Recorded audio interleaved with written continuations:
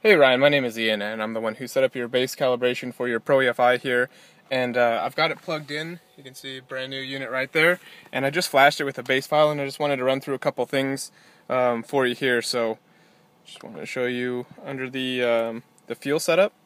We've already put in your battery offset table, as well as the injector offset, minimum duration, injector flow, all that kind of stuff. And this is set up to run the car at 43 psi of fuel pressure. We've turned off the flex fuel sensor, as well as all the flex fuel blending right here. You're going to need to configure what iBoost setting you want your high octane to switch on, and then obviously integrate that with your methanol.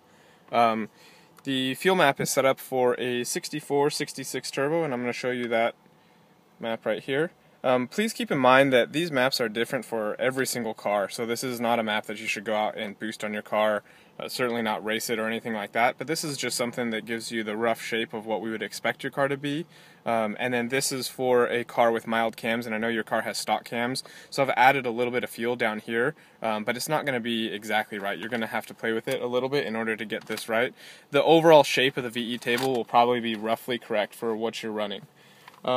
We've also set up the car for a manual transmission, the 6-speed, the 3-inch downpipe and mid-pipe, and then we've integrated some of your other sensors here. So let me run over here.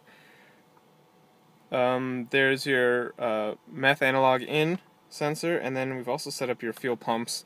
It's going to run off of LSD low side 5 for your primary pump, and then EST 15, which right now is set to kick on above 2,000 RPM and 4 psi of fuel pressure. When you get it, you need to check all of your inputs and outputs, and the easiest way to do that is to go ahead and connect. Once you connect, if you just go right to polarity and then you hit invert, that's going to enable it or disable it. So either way, you know that it's working, and you'll be able to hear each fuel pump kick on.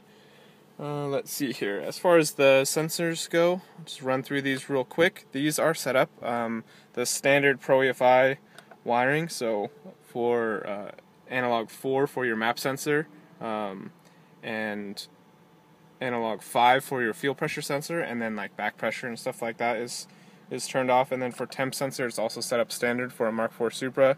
There's your coolant temp sensor calibration, which is AN27, and intake air temp, which is AN26.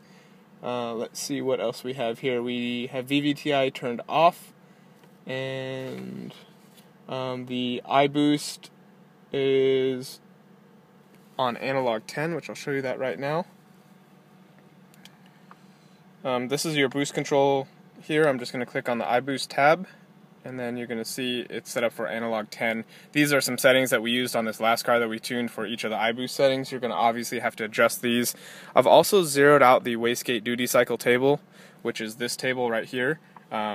You know, obviously don't get into boost, don't boost it hard until you make sure your tune-up is correct and your air-fuel ratio is good.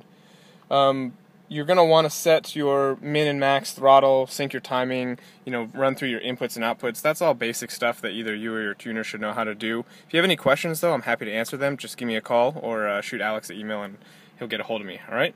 Enjoy.